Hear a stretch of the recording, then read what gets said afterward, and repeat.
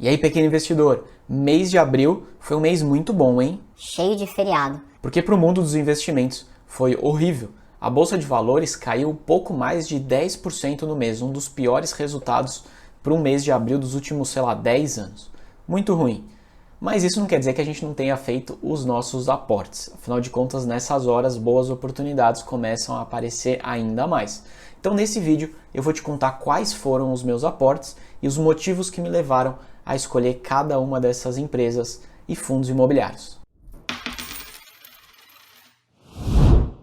Nesse mês, eu fiz um resgate de uma previdência privada que eu tinha feito há mais de 4 anos, que ela não vinha performando bem, consistentemente ficava abaixo dos rendimentos da minha própria carteira. Então, nessa hora eu decidi que não fazia mais sentido continuar aportando nessa previdência ou buscando portabilidade para alguma outra e resolvi colocar um pouco mais de dinheiro nas minhas estratégias. Por esse motivo, você vai ver que teve um número maior de aportes, um número maior de investimentos do que o normal, do que eu conseguiria fazer aí no mês a mês, justamente porque teve essa grana extra de um resgate da previdência que eu acabei de te contar. E para abril, a minha principal estratégia foi aportar em fundos imobiliários. Tem muita pichincha aí nesse mercado. Parece que realmente as pessoas não estão olhando para os fundos imobiliários do potencial que de fato eles podem entregar no médio e longo prazo. Por esse motivo, eu resolvi concentrar a maior parte dos meus aportes nos FIIs. Uma grande vantagem dessa estratégia é que eu consigo aumentar minha renda passiva recorrente. Afinal de contas, grande parte, praticamente todos os fundos imobiliários pagam rendimentos mensalmente. Então, com esses aportes que eu fiz agora no mês de abril, no mês de maio, a minha renda passiva já deve aumentar um tanto mais, o que vai me ajudar a comprar novos ativos e aumentar a velocidade dessa bola de neve. É claro que nenhum dos ativos que eu vou te contar aqui é uma recomendação de compra. Eu estou te compartilhando com você quais foram os ativos que fizeram sentido para minha carteira e para minha estratégia, tá bom? Então vamos lá, por ordem de tamanho, começando do maior aporte para o menor aporte. O meu primeiro investimento do mês foi o KNSC11. Ele é um fundo imobiliário de papel da Kinea, que é uma gigante, uma gestora muito conhecida no mercado de investimentos, e ele é um fundo imobiliário que basicamente busca uma rentabilidade um pouco maior do que a média. Uma coisa que me chamou bastante atenção nesse fundo é que ele não é um fundo muito antigo, ele é um fundo de 2020, então o histórico dele é relativamente recente, mas ele já é um fundo de bom tamanho, quase R$ 1 bilhão. E além disso, esse fundo imobiliário atualmente ele está com pouco mais de 30% do portfólio amarrados em certificados de recebíveis imobiliários, os CRIs, atrelados ao CDI. E lembra que o CDI praticamente ali segue a taxa Selic. E como você deve ter percebido e visto aí nos noticiários, a taxa Selic ela tem subido bastante e bem rápido. Por esse motivo, eu acredito que ter este fundo imobiliário no momento para o meu portfólio vai fazer sentido para eu poder também surfar um pouco de rendimento através desse aumento da Selic. Esse fundo também recentemente fez uma emissão de novas cotas, por isso ele está com quase 20% do seu patrimônio alocado em caixa, ou seja, ele ainda tem grana para fazer novos investimentos, capturar novos CRIs. Logo, esse rendimento futuro do fundo pode ser que melhore, afinal de contas ele vai estar melhor posicionado. Ele é um fundo que está sendo negociado com um pouco de ágio. O que isso quer dizer em outras palavras? Que ele está sendo negociado um preço um pouco acima do que seria o valor justo dele. Se a gente olha o P sobre VP, ele está mais ou menos aí 5% acima. Agora, ele é um fundo que historicamente, nos últimos meses, até mais de ano, ele negociou ainda com um preço maior do que está sendo negociado nesse momento. Então, mesmo sabendo que talvez não seja uma pechincha tão grande, a minha margem de segurança não está tão ruim quanto ela estaria se eu tivesse feito esse investimento alguns meses atrás. E para fechar, o dividend yield desse fundo imobiliário nos últimos 12 meses está na casa dos 14%. Então, um dividend yield bem interessante, mesmo se a gente considerar aí taxas referência como a inflação e a própria taxa Selic. O meu segundo aporte foi o RBRR11. Esse é um fundo imobiliário também do segmento de papel e ele é chamado de fundo imobiliário high grade. O que isso quer dizer em outras palavras? Que ele é um fundo imobiliário que vai buscar investir em CRIs de melhor nota, em outras palavras, de menor risco. E isso faz parte aqui, ficou muito interessante para mim, afinal de contas a gente começa a colocar um pouco mais de investimentos de risco mais moderado, ainda que o retorno também seja um pouco menor do que a média dos pares de maior risco. Afinal de contas, aquela máxima risco-retorno ela sempre está presente nos nossos investimentos. Esse é um fundo imobiliário que está sendo negociado em linha com o seu valor de patrimônio, o que não é muito comum.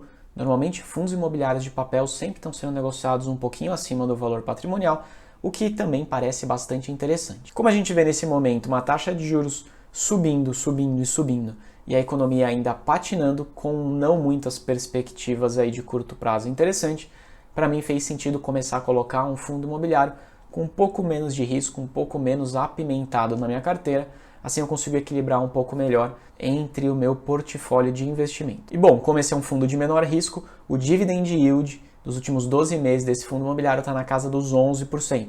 Então, comparado com o KNSC11, que foi o fundo anterior, a gente pode ver que tem de fato um dividend yield um pouco menor. O meu terceiro aporte foi no fundo imobiliário PVBI11. Ele é um fundo imobiliário de lajes corporativas. Caramba, hein, Lucas? Lajes corporativas?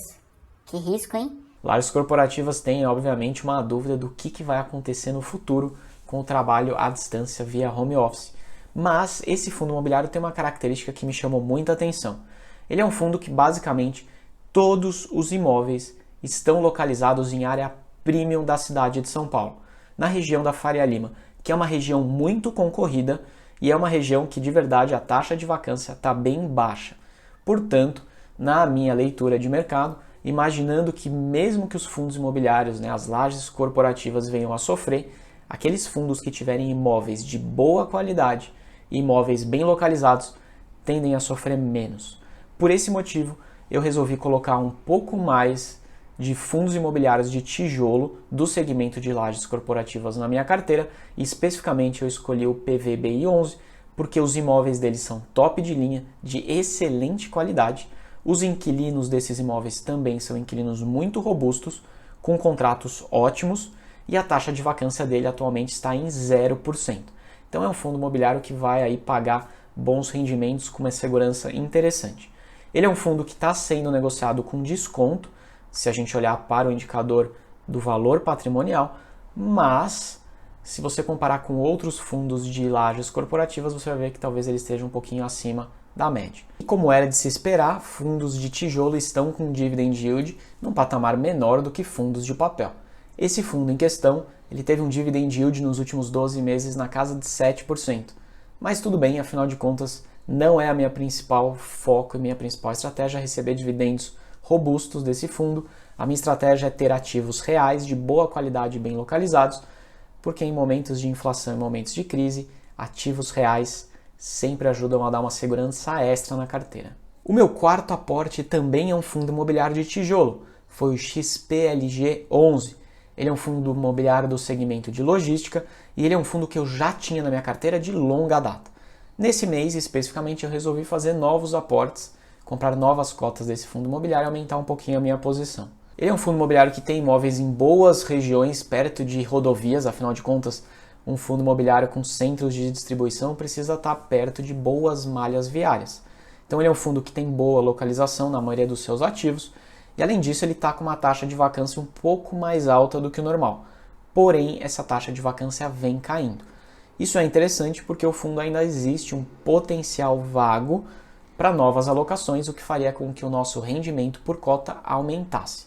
Ele é um fundo que está também negociando bem abaixo do seu valor patrimonial. Se a gente comparar esse fundo XPLG11 com outros fundos grandes do segmento de logística, você vai ver que ele é o que tem o maior desconto. E esse desconto basicamente está vindo realmente pela questão da taxa de vacância. Agora, reforçando a minha estratégia de ativos reais, fundos imobiliários de tijolo seguem fazendo sentido para essa estratégia. O dividend yield desse fundo nos últimos 12 meses foi na casa de 8%. Então um pouco melhor do que o fundo de laje corporativa anterior, mas também abaixo dos fundos de papel. O meu quinto aporte foi um fundo imobiliário que eu não tinha em carteira, é o URPR11. Esse fundo imobiliário é um fundo de altíssimo retorno e altíssimo risco, porque ele é um fundo imobiliário que trabalha com CRIs, basicamente, certificados de recebíveis imobiliários, de alto risco. Por isso, inclusive, que ele consegue trazer um retorno maior. Esse fundo, inclusive, no ano de 2021, ele foi o fundo que ganhou o prêmio como fundo de maior retorno ao cotista através dos seus rendimentos. O dividend yield desse fundo superou a casa dos 20%. Bem alto, né? Agora, como nada vem de graça, o risco dele também é maior. Por esse motivo, ele é um fundo que eu coloquei uma participação bem pequena na minha carteira, justamente porque o risco dele é maior, mas como eu fiz aportes em fundos de tijolo que tem um dividend yield menor, para poder balancear um pouco mais esse dividend yield, eu resolvi comprar algumas cotas do URPR11.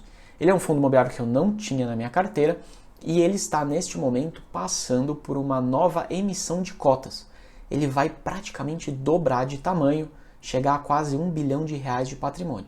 E normalmente essas emissões muito grandes fazem com que o preço das cotas caiam bastante. E esse é um fundo que, pelo alto risco e o alto retorno, ele acaba sempre sendo negociado, pelo menos aí desde que ele foi lançado, a um preço bem descolado do seu valor patrimonial. Isso quer dizer que o preço dele estava sempre bem alto. E aí, nesse momento de emissão de novas cotas, o preço das cotas no mercado secundário, que é o mercado na Bolsa de Valores, caiu bastante.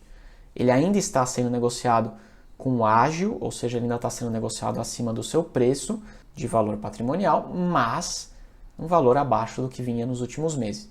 Então, por esse motivo, eu resolvi aproveitar e comprar algumas cotinhas desse fundo imobiliário e colocar na minha carteira. P sobre VP dele está em 1,08. Por incrível que pareça, isso é bem abaixo da média dos últimos meses. O meu sexto aporte não foi em um fundo imobiliário. O meu sexto aporte foi em uma ação. A empresa específica é a Auren. Auren? Nunca ouvi falar desse nome. Bom, talvez você não conheça por Auren. O ticker, o código dela é AURI3 e essa, na verdade, empresa, essa ação, ela é a antiga CESP, CESP Energia. O que é essa empresa Auren? Na realidade, os controladores majoritários da empresa, da CESP na época, que é a Votorantim e um fundo de pensão canadense, fizeram uma reorganização societária. Eles juntos já tinham nos seus portfólios de investimento outras empresas de energia elétrica, de geração de energia. E também tinham a CESP, que foi recentemente privatizada e eles foram os compradores nessa privatização. Então eles resolveram nessa reorganização societária colocar todas essas empresas de geração de energia embaixo de uma única empresa. E aí a CESP então deixou de ser negociada por esse código e passou a fazer parte desse novo grupo chamado Auren Energia. Basicamente essa empresa agora passa a ter no portfólio não só uma grande parte da sua energia sendo gerada por hidroelétricas, que era o caso da CESP, mas também no portfólio outras empresas geradoras de energia com foco em energia renovável, energia solar e energia eólica. Isso é muito interessante, afinal de contas diversifica demais as fontes de geração de energia. No ano passado, no ano retrasado, a CESP sofreu muito com a falta de chuva na região sul e na região sudeste. Isso impactou o resultado da empresa. Nesse novo momento, fazendo parte desse novo grupo, épocas de estiagem maior, como a gente viveu recentemente, não teriam um impacto tão negativo para a CESP, afinal de contas teriam outras fontes de geração de energia. Tem uma característica importante aqui. Como a Auren é uma empresa que está agora em momento de expansão em novos negócios, criação de novos parques eólicos e de geração de energia solar, a gente deve ver uma queda na distribuição de dividendos do que a CESP fazia antigamente, porque a empresa agora deve focar um pouco mais em crescer de tamanho, crescer as suas fontes de receita. Tudo bem, é só uma mudança de estratégia, mas a empresa continua muito interessante para mim. Então, para não ficar só no mês inteiro fazendo aportes em fundos imobiliários, eu resolvi aportar um pouquinho também na AURI3. E como a maioria dos meus aportes nesse mês foram em fundos imobiliários, na minha visão, eles estão aí sendo negociados a valores bem descontados, eu fiz um vídeo recentemente falando sobre a minha perspectiva para esse segmento até o final do ano de 2022. Eu vou deixar o link aqui, assim você consegue assistir se você tiver interesse. E não esquece de deixar nos comentários também qual foi o seu aporte no mês de abril ou quais foram os seus aportes. Assim eu também consigo conhecer um pouquinho mais da sua estratégia. Um grande abraço e até a próxima.